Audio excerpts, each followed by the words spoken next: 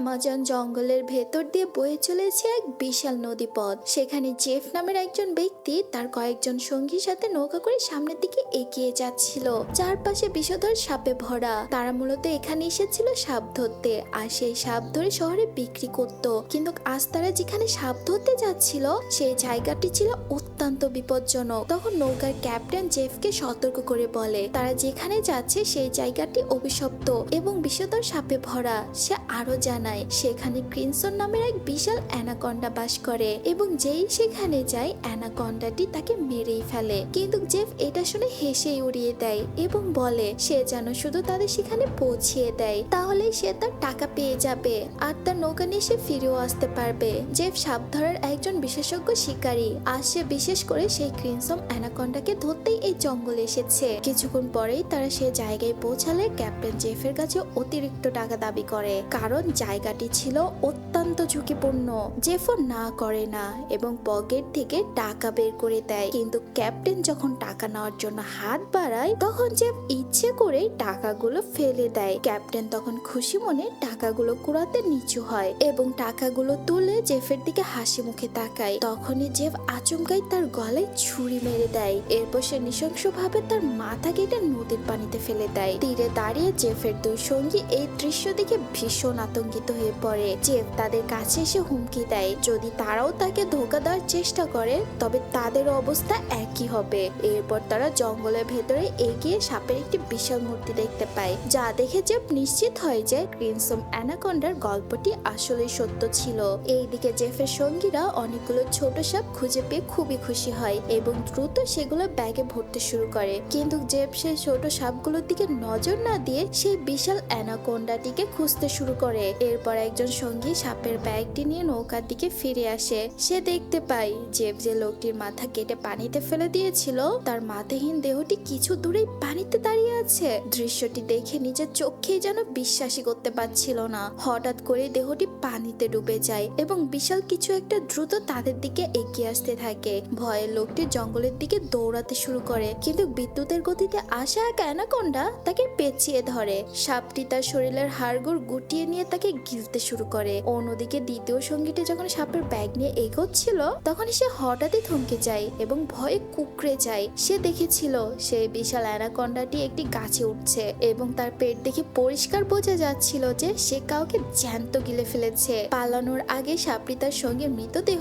উগলে দেয় এবং ওই দ্বিতীয় লোকটিকেও পেঁচিয়ে পিষতে শুরু করে। জেফ কিছুটা দূরে থেকেই এইসব কিছু দেখছিল, কিন্তু সঙ্গীকে বাঁচানোর বদলে সে বরং অনেক খুশি হয়েছিল। জেফ এটাই চেয়েছিল যে কেউ সাপের শিকার হোক, যাতে সাপটি যখন শিকারে ব্যস্ত থাকবে তখন সে সুযোগ বুঝে তাকে অজ্ঞান করে ফেলতে পারে। জেফ তার শটগান বের করে সাপটিকে মারার প্রস্তুতি নিচ্ছিল, কিন্তু ঠিক তখনই জঙ্গলের সব পশু পাখি চিৎকার করতে শুরু করে। সেই শব্দ শুনে অ্যানাকন্ডা তার শিকারকে ছেড়ে দেয়। এখানে আমরা বুঝতে পারি জঙ্গলে এমন কিছু একটা আছে যা দেখে বন্য প্রাণীরাও আতঙ্কিত হয়ে ওঠে, যেমনটা মানুষের বাপেরও বাপ থাকে। এরপর দৃশ্যটি বদলে যায় এবং আমাদের একটি সার্কাস দেখানো হয়। সার্কাসটি প্রায় বন্ধ হওয়ার পথে ছিল এবং মানুষের এতে আর কোনো আগ্রহী ছিল না। সেখানে বিল ওয়াং নামের এক যুবক আসে এবং সার্কাসের মালিককে টাকা ভর্তি একটি সুটকেস দিয়ে সার্কাসের সব শিল্পীকে কিনে নেয়। বিল ওয়াং থাইল্যান্ডে গিয়ে একটি নতুন সার্কাস খোলার পরিকল্পনা করছিল।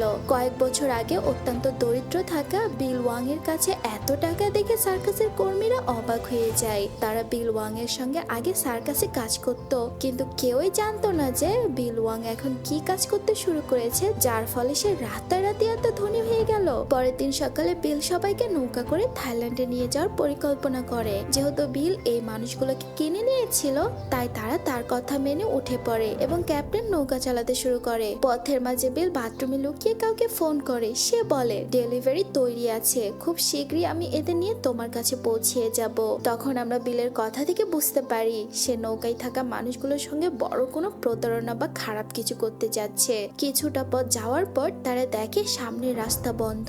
কেউ কাঠ এবং অনেকগুলো কন্টেনার রেখে রাস্তা আটকে দিয়েছে। তখন ক্যাপ্টেন বলে অন্য রাস্তা দিয়ে যাওয়া সম্ভব, তবে তাতে থাইল্যান্ডে পৌঁছাতে অনেক সময় লাগবে। বিল ক্যাপ্টেনের এই আইডিয়া পছন্দ করে না। সে ক্যাপ্টেনকে হুমকি দিয়ে বলে যেভাবেই হোক আমাদের সময় মতো থাইল্যান্ডে পৌঁছাতে হবে, কারণ সেখানে আমাদের শো আছে যার টাকা আমি অ্যাডভান্স নিয়ে এসেছি আর এই টাকা দিয়েই তোমাদেরকে কিনে নিয়েছি।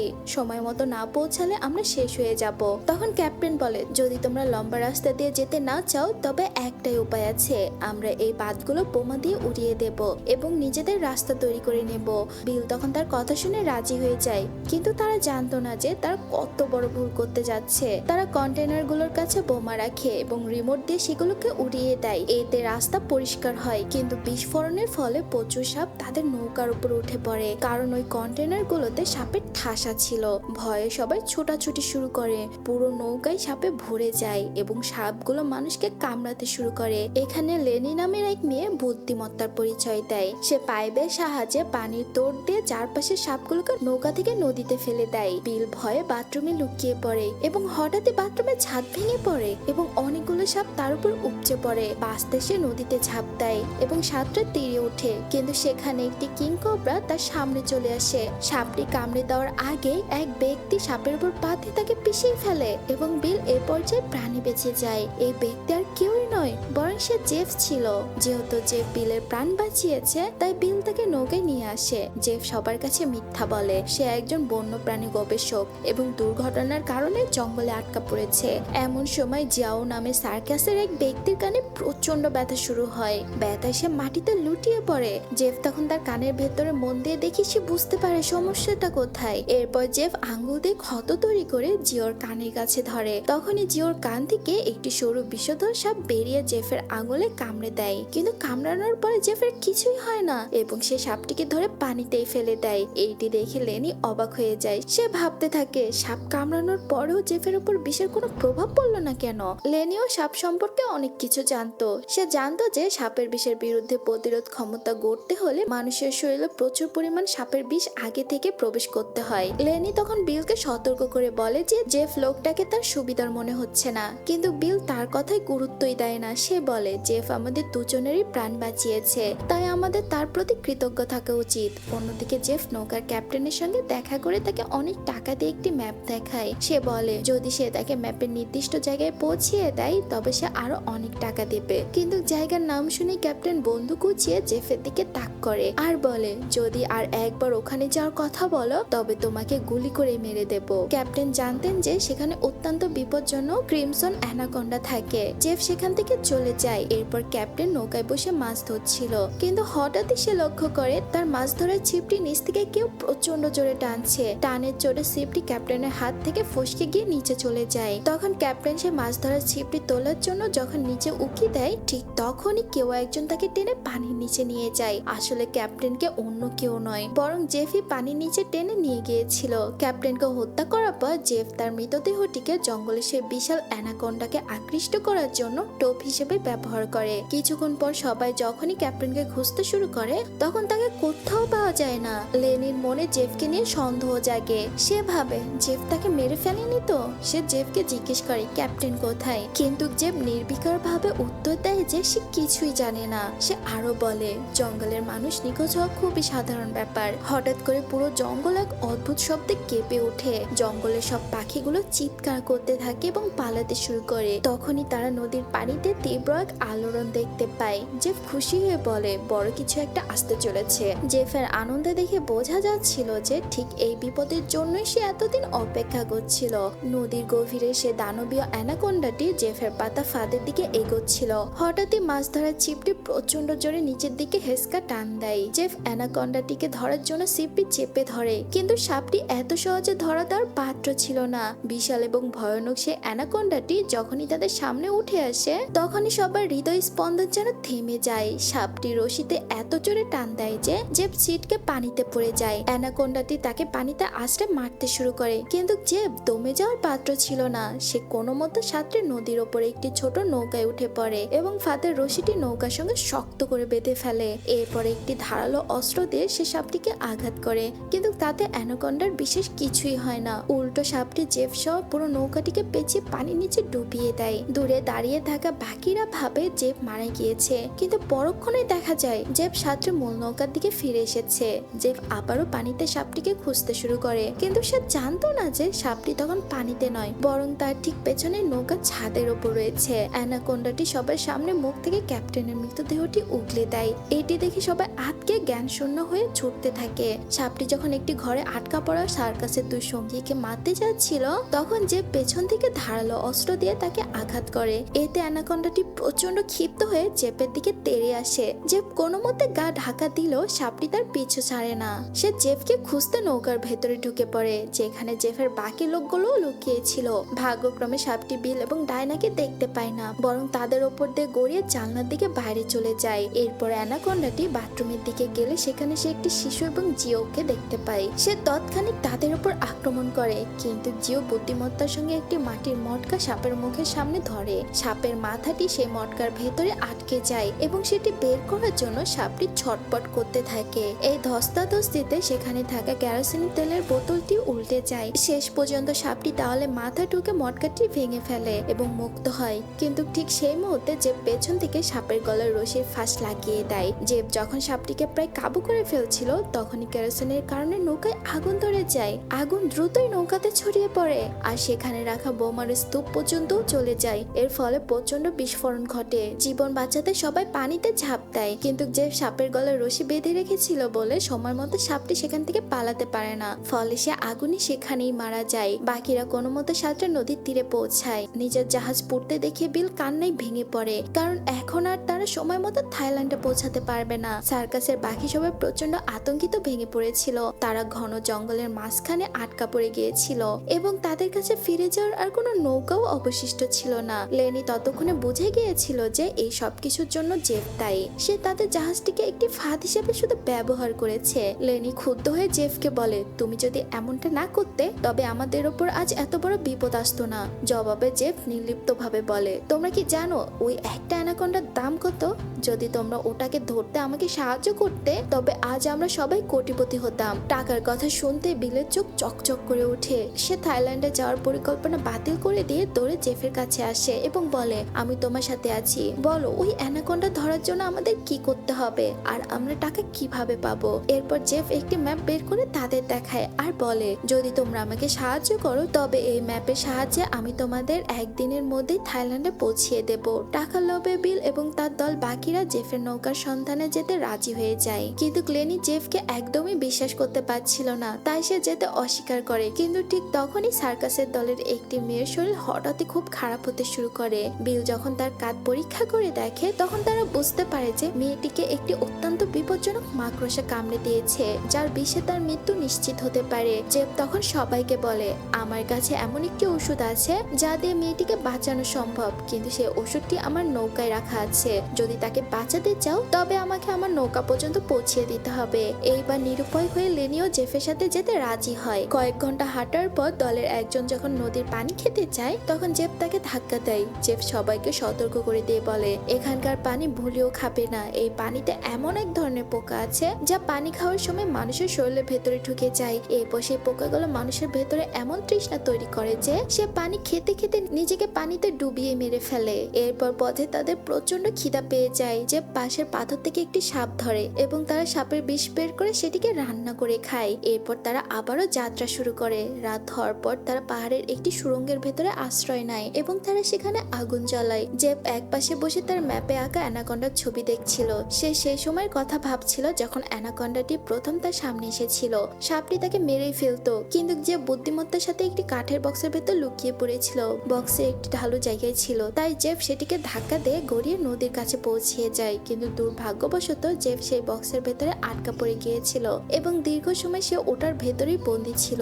এরপর যখন বিল এবং তার দল রাস্তা খোলার জন্য বোমা দিয়ে কন্টেনারগুলোকে উড়িয়ে দেয় তখন জেফ সেই বন্দিদশা থেকে মুক্তি পায় এবং তাদের সাথে যোগ দেয়। দৃশ্যটি আবারও বর্তমানে ফিরে আসে। জেফ যখন ম্যাপটি দেখছিল তখন বিল তার কাছে এসে জিজ্ঞেস করে, তুমি ওই অ্যানাকন্ডাকে ধরতে চাও তাই না? জেফ তখন বলে, হ্যাঁ, এটি একটি বিশাল অ্যানাকন্ডা, এমন এক সাপ যে পুরো জঙ্গলের রাজা। জঙ্গলের সব প্রাণী তাকে ভয় পায়। সে পৃথিবীর বড় বড় শিকার করেছে, এমনকি নিজের মতো বড় বড় অ্যানাকন্ডাকেও মেরে ফেলেছে। আমরা যদি ওকে ধরতে পারি তবে রাতারাতি কোটিপতি হয়ে যাব। টাকার কথা শুনে বিল পুনরায় তার সঙ্গে কাজ করার প্রতিশ্রুতি দেয়। গভীর রাতে সবাই যখন ঘুমিয়ে পড়ে তখন সার্কাস দলের এক সঙ্গীর কানে অদ্ভুত এক শব্দ আসে এবং তার ঘুম ভেঙে যায়। সে দেখে যে তার ভাই পাশে নেই। ভাইকে খুঁজতে খুঁজতে সে সুড়ঙ্গের বাইরে নদীর ধারে গিয়ে দেখে তার ভাই নিজেকে পানিতে ডুবিয়ে মারার চেষ্টা করছে। সে তাকে আটকানোর চেষ্টা করে, কিন্তু তার ভাই কোনো কথাই শুনে না। তখন সে লক্ষ্য করে যে তার ভাইয়ের নাক দিয়ে অদ্ভুত কিছু পোকা বের হচ্ছে। সে বুঝে যায় তার ভাই নদীর পানি খেয়ে ফেলেছে। জেফ যেমনটা বলেছিল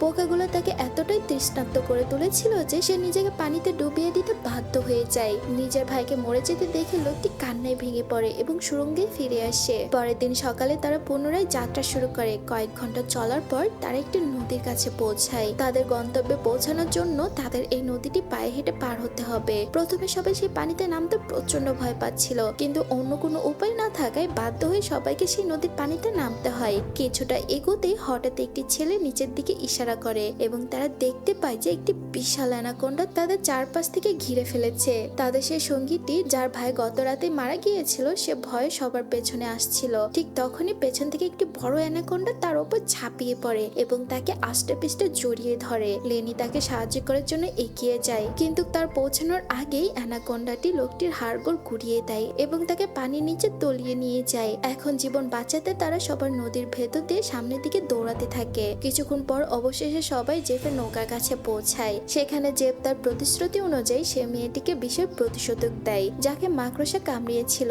আর এখান থেকে থাইল্যান্ডের সীমান্ত খুবই কাছেই ছিল এবং তারা সবাই রওনা দেওয়ার প্রস্তুতি নিচ্ছিল, কিন্তু তখনই জেফ তাদেরকে আটকে দেয়। আসলে জেফ তাদের এই জায়গায় নিয়ে এসেছিল যাতে সে তাদের টোপ হিসেবে ব্যবহার করতে পারে। জেফ বলে, আমি কথা মতো তোমাদের এখানে নিয়ে এসেছি, কিন্তু এখন তোমাদেরও কথা রাখতে হবে, তোমাদের আমাকে সাহায্য করতে হবে। তখন সে ছোট বাচ্চাটি জেফকে বলে, তোমার এই সাহায্য যদি ওই অ্যানাকন্ডার সাথে যুক্ত হয় তবে আমরা তোমাকে কোনো সাহায্যই করতে পারবো না। এই কথা শুনে জেফ তার বন্দুক বের করে এবং বিলও ছুরি বের করে জেফের পক্ষ নেয়। বিল সবাইকে ধমক দিয়ে বলে যে জেফ যা বলছে তা তোমাদের সবাইকে মেনে নিতে হবে, তাহলেই তোমাদের জন্য ভালো হবে। লেনি অবাক হয়ে বলে, তোমরা কি পাগল হয়ে গিয়েছো? ওই অ্যানাকন্ডাকে ধরা অসম্ভব, কেন তোমরা নিজেদের বিপদ আনছো? জেফ উত্তর দেয়, হ্যাঁ তুমি ঠিকই বলেছো, ওইটা ধরা কঠিন কিন্তু অসম্ভব নয়, কারণ অ্যানাকন্ডা যখন শিকার খাওয়া ব্যস্ত থাকে তখন তার মনোযোগ অন্যদিকে থাকে, তখন তাকে ধরা সম্ভব। এরপর বিল এবং জেফ সার্কাস টিমের 2 সদস্যকে রশি দিয়ে বেঁধে সাপের টোপ হিসেবে সাজায়। সে বাচ্চাটি বিলকে প্রশ্ন করে, তুমি এমনটা কেন করছো? আমরা যদি মারা যাই তবে তোমার সার্কাসের খেলা কে দেখাবে? এই কথা শুনে বিল হা হা করে হাসতে থাকে এবং বলে, ওরে পাগল, তোরা কি ভেবেছিলি আমি কয়েক বছরে এত ধনী কিভাবে হলাম? আমি তোদের থাইল্যান্ডে সার্কাস দেখানোর জন্য নিয়ে যাচ্ছিলাম না, আমি তোদের শরীরের অঙ্গ প্রত্যঙ্গ বিক্রি করে অনেক টাকা কামানোর পরিকল্পনা করেছিলাম এবং এটাই আমার ব্যবসা ছিল। কিন্তু এখন আমি জেফের সাথে হাত মিলিয়েছি, কারণ আমি জানি তোদের শরীরের চেয়ে এই অ্যানাকন্ডা আমাকে অনেক বেশি টাকা দেবে। এই কথা শুনে সবাই হতভম্ব হয়ে যায়। অন্যদিকে জেফ অন্য 2টি মেয়েকে বেঁধে ফেলেছিল এবং একটি মেয়ের সাথে অভদ্রতা শুরু করে। মেয়েটির বুদ্ধিমত্তার সাথে অভিনয় করে যেন সে জেফের সাথে আছে। জেফ তার চালাকি বুঝতে পারে না। মেয়েটি জেফের খুব কাছে গিয়ে তার চুলে হাত বোলায় এবং সুযোগ বুঝে জেফের পকেট থেকে বন্দুক বের করে তার দিকে তাক করে, কিন্তু মেয়েটি যখন গুলি করার চেষ্টা করে তখন গুলি বের হয় না, কারণ সে বন্দুকের লক খুলতে জানতো না। জেফ রাগে তার কাছ থেকে বন্দুক কেড়ে নেয় এবং তাকে মারতে উদ্যত হয়। ঠিক তখনই লেনিন নিজেকে মুক্ত করে ফেলে এবং একটি কাছের ধারালো টুকরো দিয়ে জেফের পেটে আঘাত করে। জেফ লেনিকে ধাক্কা দিয়ে সরিয়ে দেয়, কিন্তু ততক্ষণে দ্বিতীয় মেয়েটি জেফকে আক্রমণ করে এবং লেনিন পেছন থেকে বন্দুক কেড়ে নেওয়ার চেষ্টা করে। এই ধস্তাধস্তির মধ্যে হঠাৎ একটি গুলির শব্দ শোনা যায়, কিন্তু বোঝা যাচ্ছিল না গুলিটি কার লেগেছে। অন্যদিকে সেই 2 ব্যক্তি যাদের বিল টোপ বানিয়েছিল তারা ভয়ে কাঁপছিল। কিছুক্ষণ পর একটি বিশাল অ্যানাকন্ডা ধীরে ধীরে তাদের দিকে এগিয়ে আসতে থাকে। বিল ইয়াং দূরে থেকে মজা করে সে দৃশ্যটি দেখছিল। সে অপেক্ষা করছিল কখন সাপটি আক্রমণ করবে আর সে রশি টেনে তাকে জালে বন্দী করবে, কিন্তু সে জানতো না যে তার ঠিক ওপরের গাছ থেকে আরেকটি অ্যানাকন্ডা তাকে লক্ষ্য করছে। বিল কিছু বুঝে ওঠার আগে সাপটি তার উপর হামলা করে তাকে তুলে নিয়ে যায়। তার হাত থেকে রশিটি ছুটে যায় এবং একটি জাল পরে টোপ হয়ে সেই 2 ব্যক্তিকে ঢেকে দেয়, যার ফলে তাদের প্রাণও বেঁচে যায়। এইদিকে জেফ সেই মেয়েটিকে মারার চেষ্টা করলে লেনিন পেছন থেকে একটি বড় কাঠ দিয়ে জেফের মাথায় আঘাত করে তাকে অজ্ঞান করে দেয়। জেফ অজ্ঞান হতেই তারা দুজনেই দৌড়ে তাদের বাকি 2 সঙ্গীর কাছে পৌঁছিয়ে যায় এবং তাদেরকে জাল থেকে মুক্ত করে নেয়। কিন্তু দুর্ভাগ্যবশত জেফের জ্ঞান ফিরে এসেছিল এবং সে তাদের দিকে এগোতে থাকে, কিন্তু ঠিক তখনই একটি বিশাল অ্যানাকন্ডা এসে জেফকে ছো মেরে নিয়ে যায়। তারা দ্রুত সেখান থেকে পালানোর প্রস্তুতি নেয়, কিন্তু তাদের এক সঙ্গীর হাঁটার মতো অবস্থায় ছিল না। জেফ এবং মেয়েদের ধস্তাধস্তির সময় যে গুলিটি চালিয়েছিল সেটি ওই মেয়েটির গায়ে লেগেছিল। কিছুক্ষণের মধ্যে মেয়েটি তার চোখের সামনেই মারা যায়। এখন বেঁচে থাকা বাকি 3 জন প্রাণ বাঁচাতে জেফের নৌকা করে নদীপথে রওনা দেয়, কিন্তু হঠাৎই জিওর কাঁধে কিছু একটা এসে লাগে। সে ধাক্কা খেয়ে বস্তুটি সরিয়ে দিয়ে দেখে সেটি একটি অচেতননাশক ইনজেকশন। কয়েক সেকেন্ডের মধ্যে জিওর অজ্ঞান হয়ে পড়ে। জিওকে অজ্ঞান করার পেছনে আর কেউই নয় বরং জেফই ছিল।